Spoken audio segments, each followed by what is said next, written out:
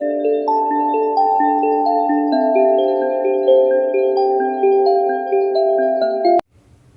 Morning विद्यार्थी मित्रों, video lecture 2 में आपનું हार्दिक स्वागत है। हूँ निकुंज मुछाड़ा केमिस्ट्री दुनिया में तमने लई जवा तरफ आव्यो छुं। आई होप के पहला विडियो लेक्चर्स तमे बहु व्यवस्थित रीते समझेला हशो। पहला विडियो लेक्चर्सनो अभ्यास तमे व्यवस्थित रीते करेलो हशे, बराबर। तो हवे आपणे आगळ वधीए छीए आजना आपणा बीजा विडियो लेक्चर तरफ। बधा ज पोताना नोट्स लईने व्यवस्थित बेसी जशे। आपणे आगळना विडियो लेक्चरमां शुं वात करी हती? पहला विडियो लेक्चरमां पहला विडियो लेक्चर में आपणे बात करी थी कि आवर्त कोष्टक की जरूरियात शू करवा पड़ी। आवर्त कोष्टक वैज्ञानिकों केवा प्रयत्नों शोधेला था। आवर्त कोष्टकना इतिहासनी बात करेली थी। केवी रीते डोब्रेनरे त्रिपुटीनो नियम आपेलो तो, त्यार पछी कानकोर्टोइजनुं कार्य, जॉन न्यूलैंडनो अष्टकनो नियम होय के पछी लोथरमेर अने मेंडेलीफनो आवर्त कोष्टक। अने मेंडेलीफने जेवी रीते पोताना अभ्यास पर विश्वास हतो अने पोते सिद्ध करी बताव्युं के नहीं, मात्र परमाणु भारने ध्यानमां नथी राखवानुं आपणे, पण शुं ध्यानमां राखवानुं छे? यस, भौतिक अने रासायणिक गुणधर्मोने पण ध्यान राखवानुं छे। गुड, बराबर छे। तो आ बधी वातो छे आपणे आगळना विडियो लेक्चरमां करेली छे। आजना विडियो लेक्चरमां आपणे शुं वात करवी छे? तो कि आजना विडियो लेक्चर्समां आधुनिक आवर्त कोष्टकनी बात करवानी छे। ज्यारे तमे पहेलो विडियो लेक्चर जोयो तो त्यारे आपणे वात करी हती कि चेप्टरने 4 भागमां डिवाइड करेलो। तो पहेलो भाग हतो एनो इतिहास। बीजा भाग तरफ आपणे आगळ वधीए छे आधुनिक आवर्त कोष्टक। तो प्रश्न ए उपस्थित थाय कि सर आधुनिक आवर्त कोष्टकनी जरूरियात शुं पड़ी? मेंडेलीफे तो आवर्त कोष्टक आपेલું જ હતું ને, તો પછી મેન્ડેલીફના આवर्त કોષ્ટક અને આધુનિક આवर्त કોષ્ટકમાં શું ફરક છે? આ બધી વાતો છે આપણે આજના વિડિયો લેક્ચરમાં કરશું। તો શરૂઆત કરીએ છીએ આપણે આધુનિક આवर्त કોષ્ટક જે છે એ આધુનિક આवर्त કોષ્ટકની જરૂરિયાત શું કરવા પડેલી છે મિત્રો।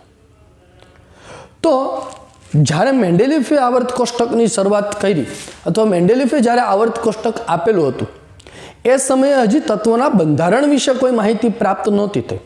એ સમયે તત્વને પરમાણુને એક માત્ર ખાલી ગોળા સ્વરૂપે કલ્પના કરવામાં આવતી હતી। આ ગોળાની અંદર કાંઈ જ નથી, આવી કલ્પના એ સમયે કરવામાં આવતી હતી ડાલ્ટનના નિયમ પ્રમાણે। એટલે કે પરમાણુ જે છે એ પરમાણુના આંતરિક બંધારણ વિશે આપણી પાસે કોઈ માહિતી નથી। આંતરિક બંધારણ એટલે કે અંદરનું બંધારણ। આ ઉપરાંત એના અગત્યના ઘટકો ઇલેક્ટ્રોન, પ્રોટોન કે પછી ન્યુટ્રોન જેવા અપરમાણુય ઘટકોનું સંશોધન થયેલું નહોતું। એટલે પરમાણુની અંદર આવા ઘટકો પણ આવે છે આવી પણ ખબર નહોતી। આપણને બધી ખબર છે છતાં આપણે સંશોધન નથી કરી શકતા। એમને નહોતી ખબર એટલે સંશોધન થાય છે, થયું હતું। તો આવા અપરમાણુય ઘટકોનું સંશોધન નહોતું થયેલું એટલે એ સમયે માત્ર ને માત્ર ત્યારે જે માહિતીઓ ઉપલબ્ધ હતી પરમાણુય ભાર ને એ બધી માહિતીઓ એને ધ્યાનમાં લઈને આवर्त કોષ્ટક તૈયાર કરેલું હતું। પણ પછી સમય જતાં હેનરી મોસ્લે નામના વૈજ્ઞાનિકે ઈસવીસન 1913માં હેનરી મોસ્લે એ જ વૈજ્ઞાનિક છે કે જેણે પરમાણુય ક્રમાંકને વ્યાખ્યાયિત કરેલી હતી। आई होप कि तमे धोरण 9 और धोरण 10 में बधा ज परमाणुय क्रमांक कोने कहेवाय ए तमे शीखेला छो। अहींया परमाणुय क्रमांक कोने कहेशो एनी व्याख्या मैं अहींया तमने दर्शावेली छे कि परमाणुमां रहेला केंद्रनो धन वीजभार एटले के प्रोटोननी संख्याने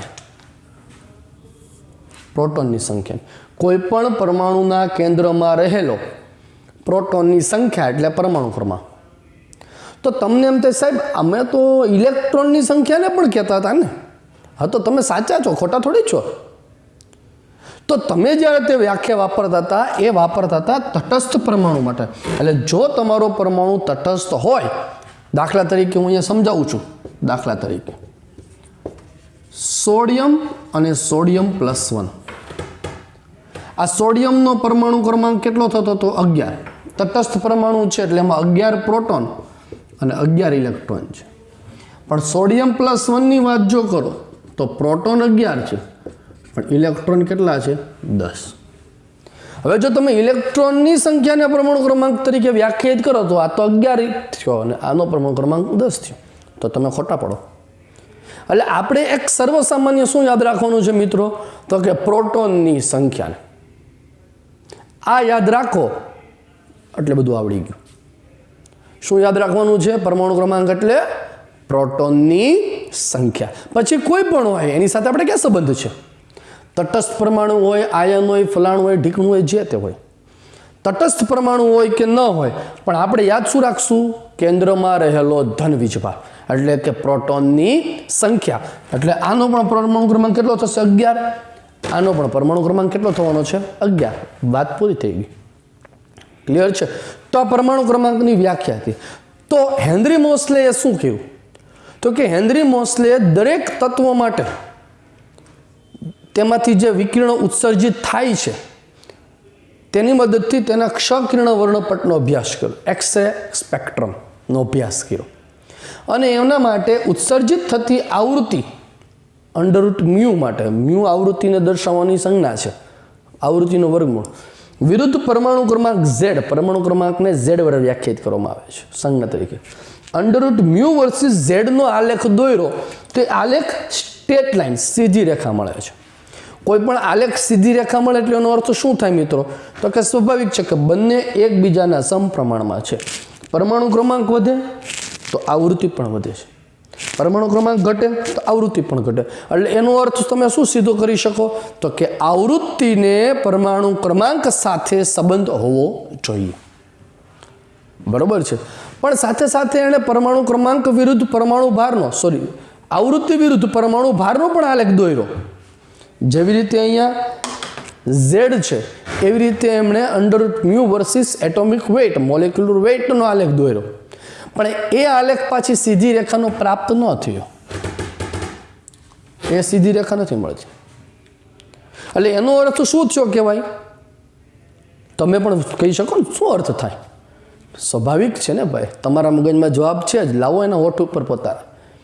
કે પરમાણુ ક્રમાંક જે છે એ પરમાણુ ક્રમાંક વધુ સંબંધ ધરાવે છે તેના ગુણધર્મ સાથે.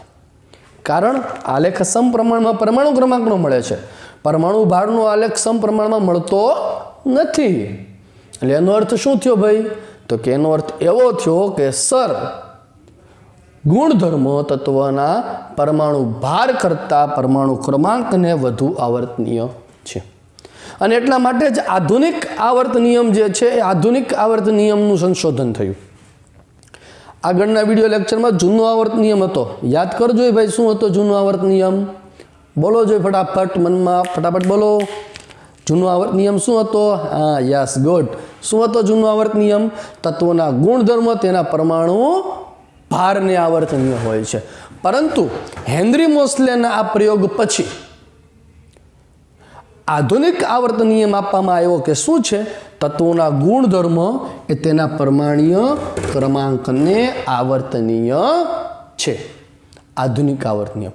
1 માર્ક્સના VSQ માટે ખૂબ જ અગત્યનો પ્રશ્ન, 1 માર્કનો VSQ આ ચેપ્ટરમાંથી જો પૂછાય, તમારી બોર્ડની બ્લુપ્રિન્ટ પ્રમાણે 11માની વાર્ષિક પરીક્ષામાં 1 માર્ક્સના શોર્ટ ક્વેશ્ચન આવી શકે છે. અને 1 માર્ક્સનો જો શોર્ટ ક્વેશ્ચન હોય તો હું આ પૂછું, આધુનિક આવર્ત નિયમ જણાવો, તો શું થશે? આધુનિક આવર્ત નિયમ તત્વોના ગુણધર્મ એ તેના પરમાણ્વીય ક્રમાંકને આવર્તનીય છે. અને જૂનો આવર્ત નિયમ શું હતો? તો કે તત્વોના ગુણધર્મ એ પરમાણ્વીય ભારાંકને આવર્તનીય છે.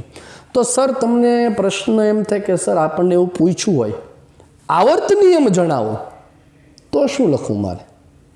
શું પૂછ્યું હોય? આવર્ત નિયમ. હવે જૂનો કે નવો એવું તો નથી પૂછ્યું સર.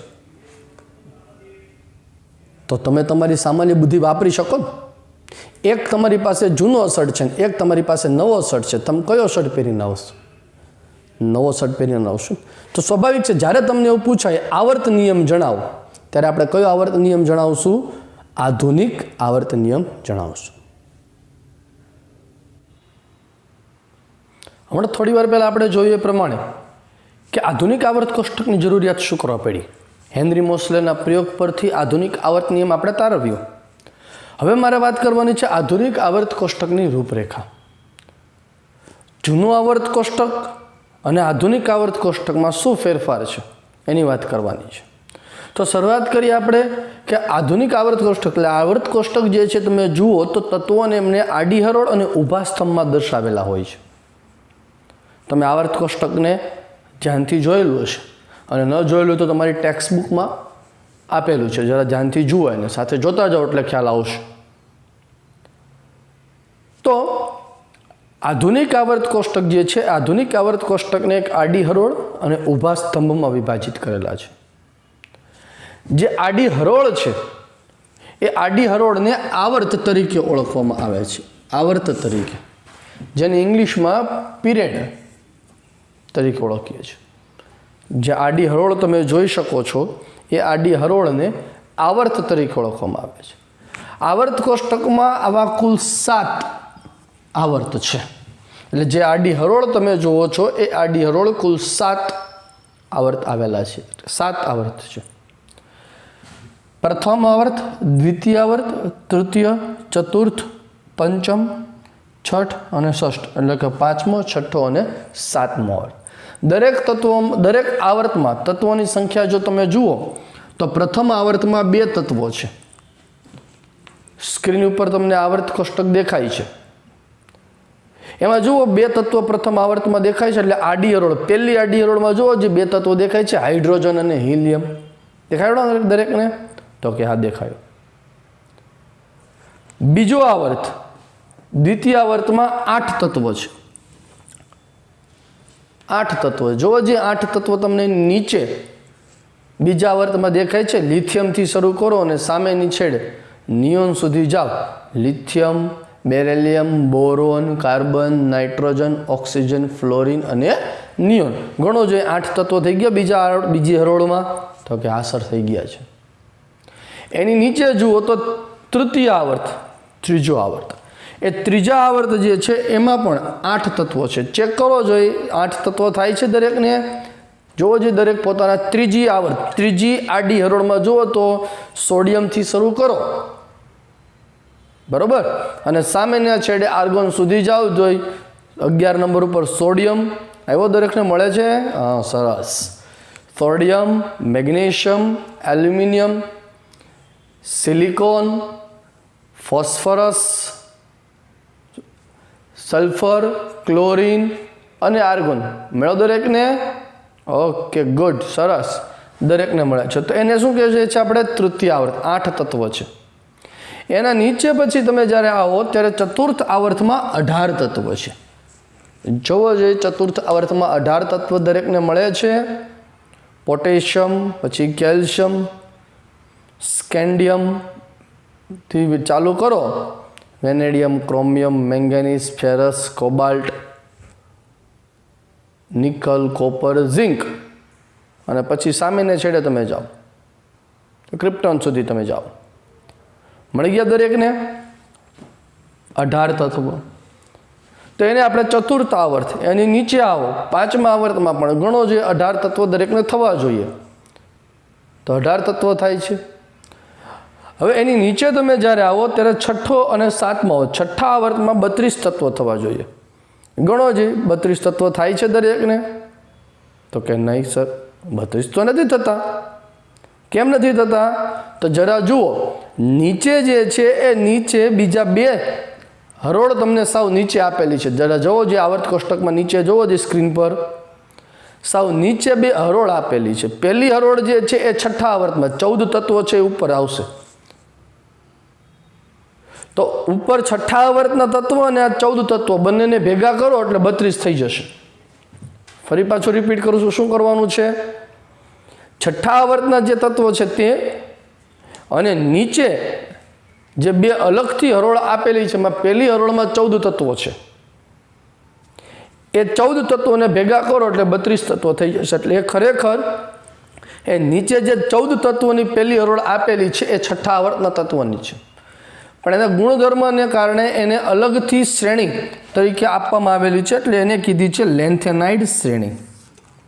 લેન્થેનાઇડ શ્રેણી એના પ્રથમ તત્વના નામ પરથી પાડવામાં આવેલું છે. એના વિશે આપણે વધુ ઊંડાણ અભ્યાસ એ આગળના ટોપિકમાં ચર્ચાઓ કરશું, બરાબર. અને 7મા આવર્તમાં જુઓ તો કે 7મા આવર્તમાં પણ એવી રીતે થશે. 14 તત્વો ઘટે છે. જુઓ સ્ક્રીન પર, ગણો છેલ્લો આવર્ત. તો એ 14 તત્વો ઘટે છે ક્યાં હશે? તો કે જુઓ શ્રેણીમાં નીચે તમને આપેલા છે. આપેલા છે દરેકને? તો કે હા. તો એને કીધી આપણે એક્ટિનોઇડ શ્રેણી, લેન્થેનોઇડ શ્રેણી અને એક્ટિનોઇડ શ્રેણી. બરોબર. તો આ 7 આવર્ત વિશેનો પરિચય તેમના નામને આધારે, તેના તત્વોની સંખ્યાને આધારે તેમનું નામ કરી શકાય. પ્રથમ આવર્તમાં 2 જ તત્વો છે એટલે એને અતિ લઘુ આવર્ત કીધો. લઘુ એટલે ખૂબ નાનો. બીજા અને ત્રીજા આવર્તમાં જે છે એ 8 તત્વો છે એટલે એને પ્રથમ લઘુ આવર્ત અને દ્વિતીય લઘુ આવર્ત કીધા છે.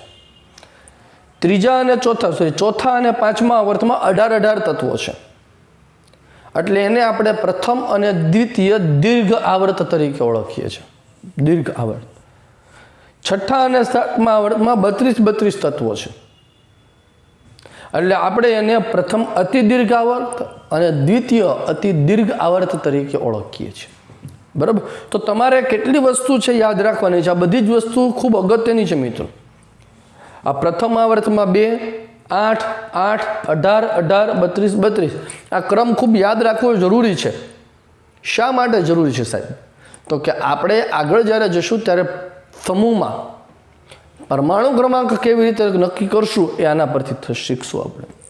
તો ત્યાં ખૂબ કામ આવવાનું છે તમારે. માટે આ 2, 8, 8, 18, 18, 32 યાદ રાખવા. અથવા બીજા ક્રોસ પ્રશ્ન પૂછાય તો કેવી રીતે પૂછાઈ શકે? તો કે હવે પ્રથમ દીર્ઘ આવર્તમાં કેટલા તત્વો આવે? પ્રથમ દીર્ઘ આવર્તમાં કેટલા તત્વો આવશે? તો કે 18 તત્વો આવશે.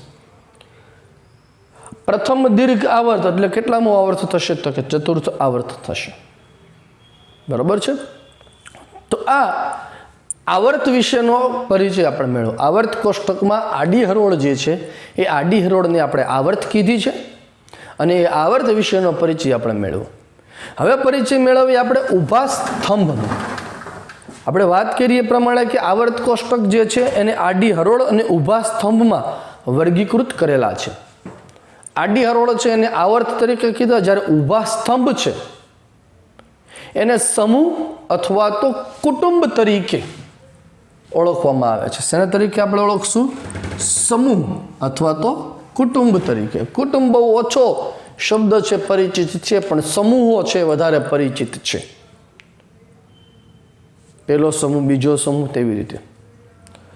જૂનો જે આવર્ત કોષ્ટક હતો એ જૂના આવર્ત કોષ્ટકમાં આ સમૂહો છે એને રોમન અંકમાં નંબર આપવામાં આવતો હતો.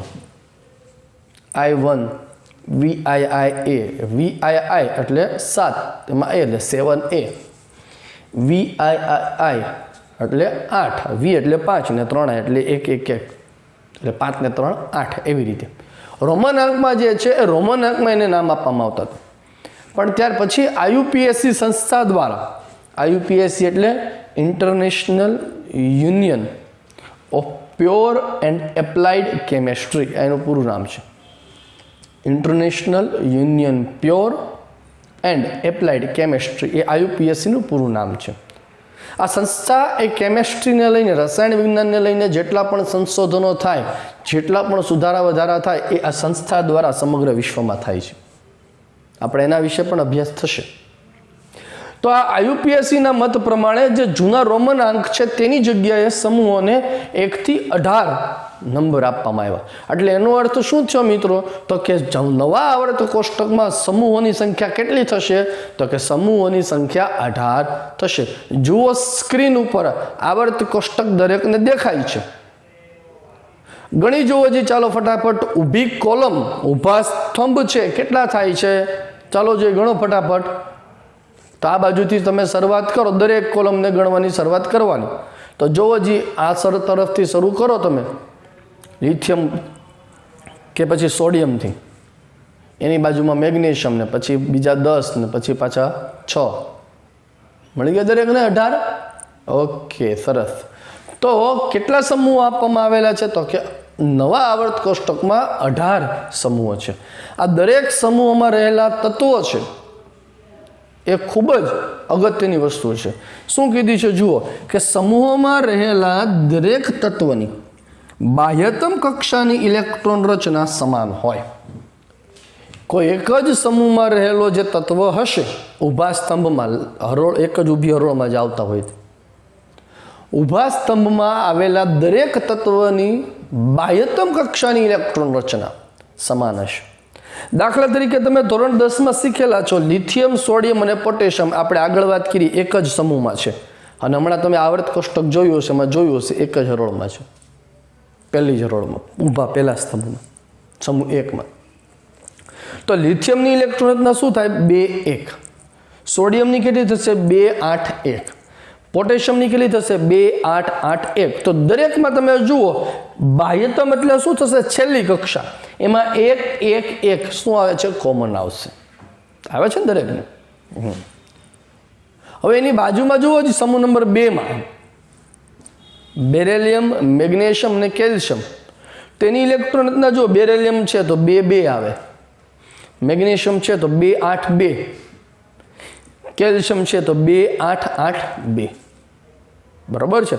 તો આ રીતે દરેક સમૂહો જે છે એ દરેક સમૂહમાં રહેલા તત્વની બાહ્યતમ કક્ષાની ઇલેક્ટ્રોન રચના જે છે એ સામાન્ય જોવા મળશે. તો આ આપણે પરિચય જે કરેલો છે એ પરિચય આધુનિક આવર્ત કોષ્ટકનો છે. એકવાર સ્ક્રીન ઉપર ફરીથી આવર્ત કોષ્ટક છે તમને સ્ક્રીન પર દેખાય છે, એક ફર્સ્ટ રિવિઝન છે સ્ક્રીન ઉપર આપણે જોઈ શકીએ છીએ કે આવર્ત કોષ્ટકમાં જે આડી હરોળ છે ને 7 આડી હરોળ છે જેને આપણે આવર્ત કીધા છે. ફટાફટ સ્ક્રીન ઉપર તમે ગણી શકો છો. છેલ્લે 6થા અને 7મા આવર્તમાં જે તત્વો 14 ઘટે છે નીચે સૌથી તમને આપેલા છે જેને લેન્થેનોઇડ શ્રેણી અને એક્ટિનોઇડ શ્રેણી કીધેલી છે. એ લેન્થિનોઇડ પેલી જે શ્રેણી છે લેન્થિનોઇડ શ્રેણી છે એના 14 તત્વોને ઉપર 6થા આવર્તમાં ગણવાના. 7મો છે એને એક્ટિનોઇડ શ્રેણી કીધા છે, એના 14 તત્વો છે એને 7મા આવર્તમાં ઉપર ગણવાના છે, એટલે 32 તત્વો તમને થઈ જશે. એટલે પહેલામાં 2 થવા જોઈએ, બીજા ત્રીજામાં 8 8, ચોથા પાંચમામાં 18 18, છઠ્ઠા સાતમામાં 32 32 થાય છે. બરાબર. ચાલો ફટાફટ હવે ઊભા સ્તંભ છે, ઊભી કોલમ એને ગણવાનું શરૂ કરો. એ ઊભી કોલમ અથવા તો ઊભા સ્તંભ છે એને આપણે સમૂહ તરીકે વર્ગીકૃત કરે છે અને 18 સમૂહો તમને તમારી સ્ક્રીન ઉપર દેખાય છે અને જેમાં નંબર પણ ઉપર લખેલા છે. જરા જુઓ ધ્યાનથી, ઝીણા અક્ષરે લખેલા છે 1 2 3 4 5 6 7 8 9 10 દેખાય છે દરેકને. એવા 18 સુધી નંબર જે છે આપેલા તમને દેખાય છે. તો આ આપણું આધુનિક આવર્ત કોષ્ટક થયું. બરોબર. તો હવે આ આધુનિક આવર્ત કોષ્ટકનો પરિચય મેળવ્યા બાદ હવે આપણે આગળ જે વધવાનું છે એમાં પરમાણુ ક્રમાંક 100 થી વધુ ધરાવતા તત્વોના નામકરણની રીત મારે શીખવાડવાની છે, જે ખૂબ અગત્યની છે અને MCQ માટે કામનું છે. બરોબર. તો ફટાફટ સ્ક્રીન ઉપર જે તમને દેખાય છે એ સ્ક્રીન ઉપર દેખાયેલી વસ્તુ એ વાંચી જાઓ એકવાર, એટલે પછી આપણે આગળના ટોપિક ઉપર જઈએ છીએ. પરમાણ્વીય ક્રમાંક 100 થી વધુ ધરાવતા તત્વોના નામકરણ કરવા માટે આપણે વાત કરી પ્રમાણે કે IUPAC એ પરમાણ્વીય ક્રમાંકના જે આંકડા છે એ આંકડાને સંખ્યાદર્શક શબ્દ વડે પહેલાં દર્શાવ્યા. એ સંખ્યાદર્શક શબ્દ શું છે એની સંજ્ઞા શું છે એનો પહેલાં આપણે વાત કરવાની. સંખ્યા 0 થી 9 સુધીની છે. 0 ને નીલ વડે દર્શાવ્યું અને એની સંજ્ઞા n, 1 ને અન એની સંજ્ઞા u, 2 ને બાય સંજ્ઞા b, 3 ને ટ્રાય સંજ્ઞા t, 4 ને ક્વાડ સંજ્ઞા q, 5 ને પેન્ટ સંજ્ઞા p, 6 હેગ્સ એટલે h, 7 સેપ્ટ એટલે s, 8 ઓક્ટ એટલે o અને 9 n ENN એટલે n એના સંજ્ઞા વડે દર્શાવ્યું છે e વડે દર્શાવ્યું. તો આ IUPAC દ્વારા એવું નક્કી કરવામાં આવ્યું છે કે આ જે આંકડાઓ છે એ આંકડાઓ માટે જે સંખ્યાદર્શક શબ્દ તમને દર્શાવેલો છે એનો ઉપયોગ કરીને પરમાણુ ક્રમાંકનું નામ તમારે અમને મોકલવાનું. એક્ઝામ્પલ સાથે આપણે સમજવાનો પ્રયત્ન કરીએ કે નામકરણ કરવાની પદ્ધતિ શું હતી. તો કે સંખ્યાદર્શક શબ્દ પ્લસ એના નામને છેડે શું લગાડશું આપણે ઈયમ પ્રત્યય. એક્ઝામ્પલ તરીકે સમજીએ કે 104 104. તો 104 માં આંકડાઓ કયા કયા છે 1 0 અને 4 1 0 અને 4. તો 1 માટે શું છે જુઓ જે કોષ્ટકમાં 1 માટે છે અન, લખ્યું અન. 0 માટે શું છે કોષ્ટકમાં નીલ, આવ્યું નીલ. 4 માટે શું છે ક્વાડ, છે ક્વાડ અને છેલ્લે શું લગાડવાનું છે ઈયમ. બધા જ શબ્દોને જોડી દો અન નીલ ક્વાડિયમ. આ રીતે તમે 104 નંબરના તત્વનું નામ થશે અન નીલ ક્વાડિયમ.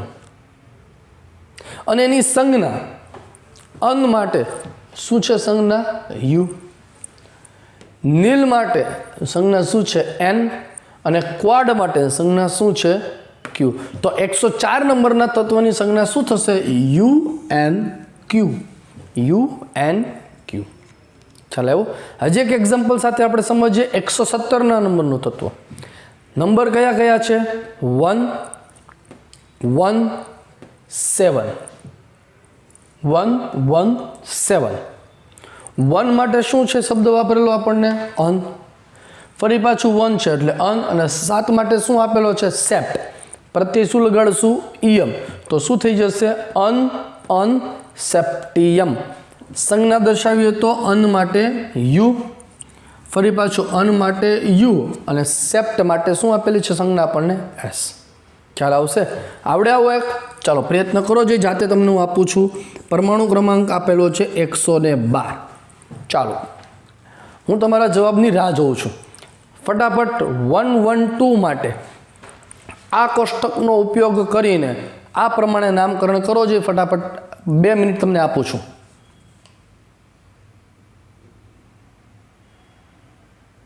થઈ ગયું? ગુડ, સરસ. બધાએ સાચો જવાબ લખેલો છે. શું કરશું 1 માટે શું કરશું આપણે અન, ફરી પાછું 1 છે તો અન, 2 માટે શું આપેલું છે બાય, અને પ્રત્યયમાં આપેલું છે આપણને ઈયમ. બધાને જોડી દો સાથે ununbium. Ununbium. B double I છે, એક સિંગલ આઈ લખો તો ચાલે, 2 ડબલ આઈ લખાય છે ખોટું નહીં પડશે તમારે. Ununbium. સંજ્ઞા પૂછ્યું તો શું થશે U U B. U U B. બરોબર. પણ આવી રીતે સરળતાથી જ પૂછાઈ જશે અને સરળતાથી તમને આવડે છે એવું પૂછશે એવું તો લાગતું તો નથી. થોડુંક ટ્વિસ્ટ કરીને તમને પૂછ્યું કે સપોઝ કે આવું પૂછ્યું કે ભાઈ સંજ્ઞા યુ 0 યુ ઓ ઈ સંજ્ઞા આપેલી છે. આ સંજ્ઞાનો પરમાણુ ક્રમાંક અને એનું નામ જણાવો. યુ ઓ ઈ. બરાબર. તો યુ માટે સંજ્ઞા શું વાપરી છે આપણે 1. ઊંધા કાન પકડાવ્યા છે, એમાં કોઈ વધારે વાત છે ને. યુ માટે શું વાપરીએ છીએ 1. ઓ માટે શું છે ઓક્ટ એટલે 8. ઈ માટે શું થશે એન 9. અન ઓક્ટ એન અને પ્રત્યય શું વાપરશું ઈયમ. અનઓક્ટેનિયમ. અનઓક્ટેનિયમ થશે. તો આ પ્રકારના ઊંધા પ્રશ્ન પણ જે છે આપણને પૂછાઈ શકે છે. ઘણા બધા રીતે પ્રશ્નો છે તમે આમાંથી કરી શકો છો, પણ આ કોષ્ટક જે છે એ કોષ્ટક ખૂબ અગત્યનું છે. આ કોષ્ટકને લઈને ઘણા બધા ટ્વિસ્ટ પ્રશ્નો છે તમને પૂછાઈ શકશે. એ તમે જ્યારે ડીપીપી સોલ્વ કરશો એટલે તમને વધારે ખ્યાલ આવશે એમાંથી. ક્લિયર છે દરેકને? તો હવે પછી આપણે શું કરવું છે? તો હવે પછી આપણે પરમાણુ ક્રમાંક 100 થી લઈને 119 સુધીના જે તત્વો, 18 સુધીના જે તત્વો છે એના આ પ્રમાણે નામ અને એના સાચા નામ શું છે એનો આપણે અભ્યાસ કરીએ છીએ. બરાબર. એનો આપણે અભ્યાસ કરીએ એની પહેલાં ફટાફટ સ્ક્રીન પર જે દેખાય છે એકવાર નજર મારી જો, વાંચી જાઓ.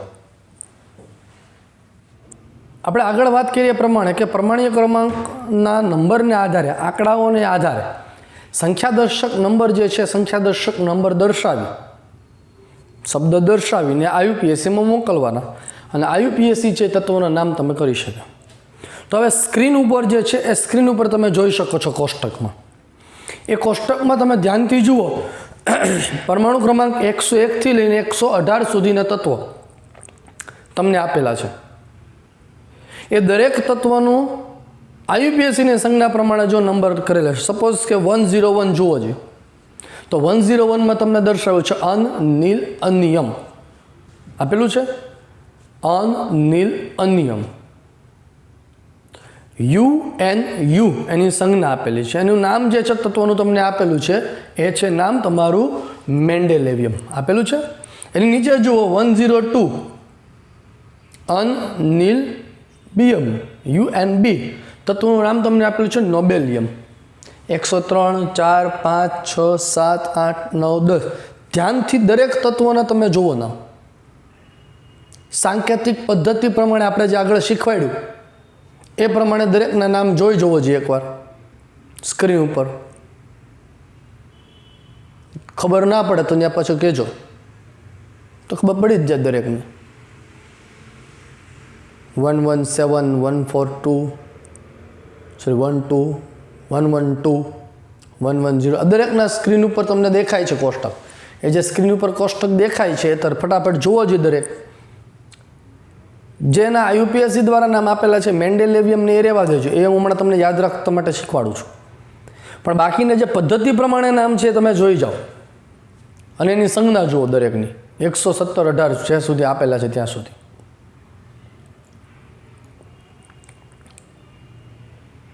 જોયું દરેકે? આડાવડા જુમા ભાઈ, જે સ્ક્રીન પર દેખાય છે એમાં વાંચવામાં ધ્યાન દે. ચાલ ફટાફટ.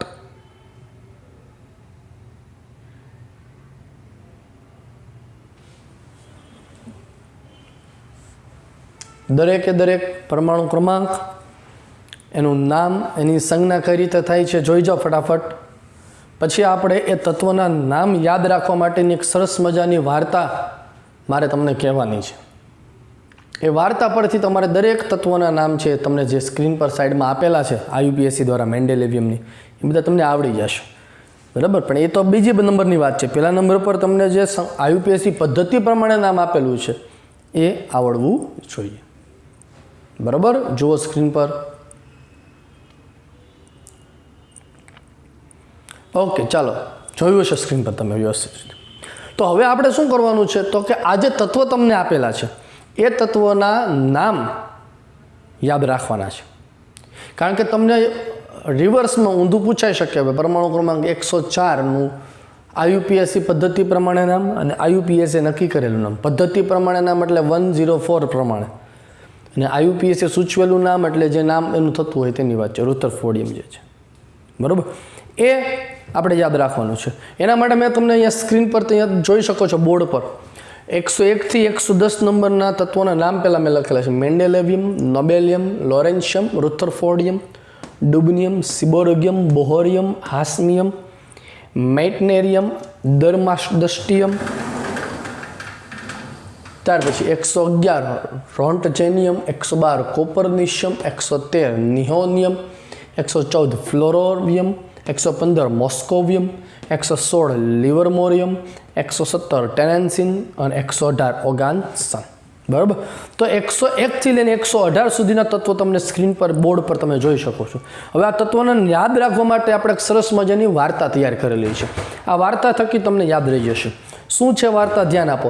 તો કે મેન્ડેલિફે બ્રેકેટમાં જે લખેલા છે ને પરમાણુ ક્રમાંક છે. એક વાર્તા પહેલાં આખી હું પૂરું કરું છું પછી તમને ખ્યાલ આવશે. શું છે વાર્તા? જરા મારી સાથે સાથે બોર્ડ પર જોતા જજો એટલે ખ્યાલ આવશે તમને. મેન્ડેલિફે નોબેલ પારિતોષિક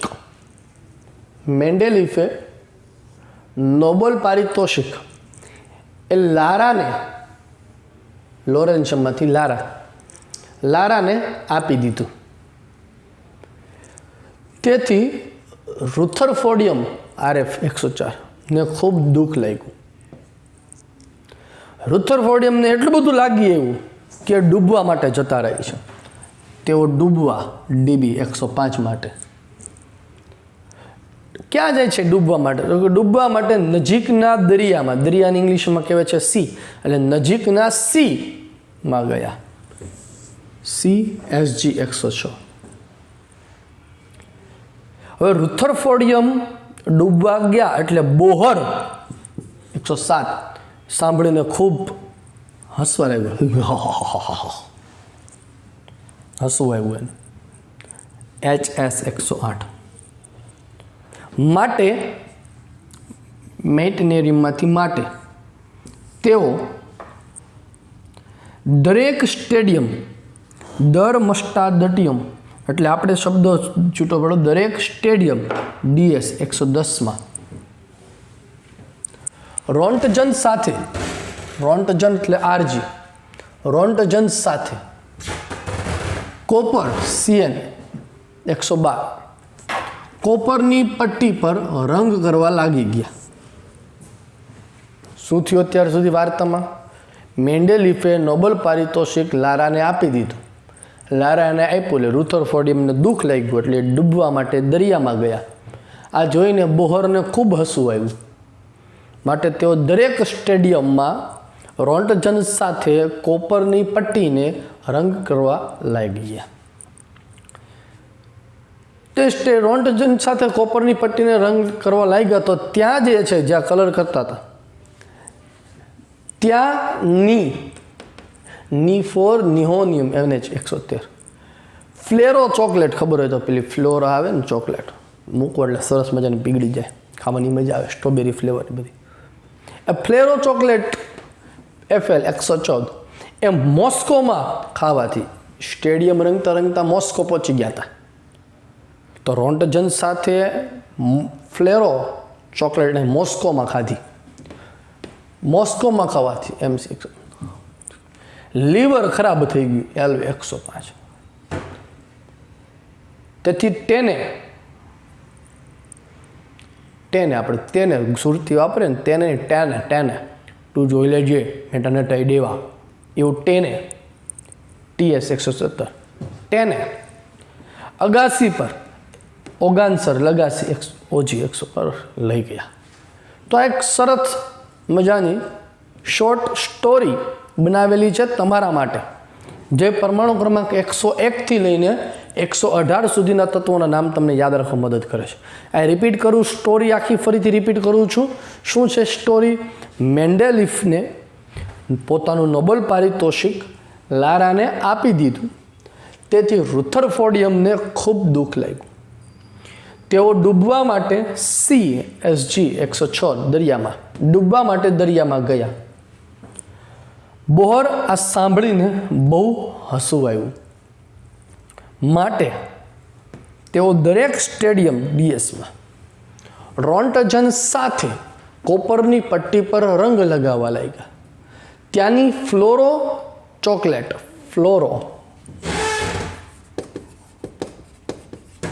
ચોકલેટ મોસ્કોમાં ખાવાથી લીવર ખરાબ થતાં તેને અગાસી પર લઈ ગયા. બરાબર છે? તો આ સામાન્ય વાર્તા થકી તમને પરમાણુ ક્રમાંક 101થી લઈને 118 સુધીના તત્વોને યાદ રાખવાનો પ્રયત્ન મેં કરેલો છે. હવે આના પરથી પ્રશ્ન કેવી રીતે પૂછાઈ શકે? તો પ્રશ્ન તો ઘણી બધી રીતે પૂછાઈ શકે. એઝ પર એક્ઝામ્પલ આપણે સમજીએ કે એવું પૂછ્યું છે કે ભાઈ ઓગાન્સનનો પરમાણુ ક્રમાંક અને IUPAC પદ્ધતિ પ્રમાણે તેની સંજ્ઞા દર્શાવો. ઓગાન્સન હવે 118 છે તો શું લખાશે આપણે? અનઓક્ટિયમ એટલે શું થશે? UUO અનઓક્ટિયમ UUO થાય. તો આ પ્રમાણે નંબર જે છે આ પ્રમાણે તમને પરીક્ષામાં પ્રશ્ન ઘણા બધા રીતે પૂછાઈ શકે છે. DPPમાં પણ તમને આ પ્રમાણના પ્રશ્નો તમને આપેલા છે. બરાબર? આઈ હોપ કે તમને આજના વિડીયો લેક્ચરમાં બધી જ વસ્તુઓની વ્યવસ્થિત ખબર પડી ગઈ હશે. આજનો વિડીયો લેક્ચર એ આવનારા ચેપ્ટર્સ એટલે કે આવનારા ટોપિક માટેનો અગત્યનો પાયો છે. તો જેટલું પણ આપણે આજે સ્ક્રીન પર કરાવેલું છે, જેટલું પણ આપણે બોર્ડ વર્ક કરેલું છે, દરેક વસ્તુ એ તમારે યાદ રાખવાની છે, લખવાની છે, નોટ બનાવવાની છે, જેથી આગળ જઈને ભવિષ્યમાં તમને કામ આવી શકે. ક્લિયર છે? તો આજના દિવસ માટે આપણે આજે અહીંયા સુધી રાખીએ છીએ. હવે આના પછીના વિડીયો લેક્ચર્સમાં આપણે શું કરશું એની થોડીક વાત કરી દઈએ. આના પછીના વિડીયો લેક્ચરમાં આપણે ખૂબ જ અગત્યની પાયાની વસ્તુ એટલે એ છે ઇલેક્ટ્રોન રચના. તો તમને શું સાહેબ હું મને જાગ કરો છો યાર, ઇલેક્ટ્રોન રચના તમને આવડે છે, હવે બહુ કરેલી છે કે? હા સાહેબ કરેલી છે. લિથિયમ 2.1 2.8.1 2.8.8 આ કરેલી છે. આ ઇલેક્ટ્રોન રચના નથી કરવાની, એ કોઈ કામ હવે પછી નથી આવવાની તમારી. હવે તમે રસાયણ વિજ્ઞાનની દુનિયામાં આવી ગયા છો અને આપણે હવે એ રસાયણ વિજ્ઞાનના દરિયાના ડૂબકી મારવાના છે. અને એમાંથી સૌથી અગત્યનો પહેલો મોતી આપણો એટલે એ છે આપણી ઇલેક્ટ્રોન રચના. કેમેસ્ટ્રીના સંદર્ભમાં આપણે ઇલેક્ટ્રોન રચનાને સમજવાની છે, તો એ આપણા 3જા દિવસના વિડીયો લેક્ચરમાં આપણે શીખીએ છીએ. બરાબર, ત્યાં સુધી પહેલા દિવસ અને બીજા દિવસનું કાર્ય કરો અને કાલ માટે આપણે ફરી પાછા મળશું. Bye bye.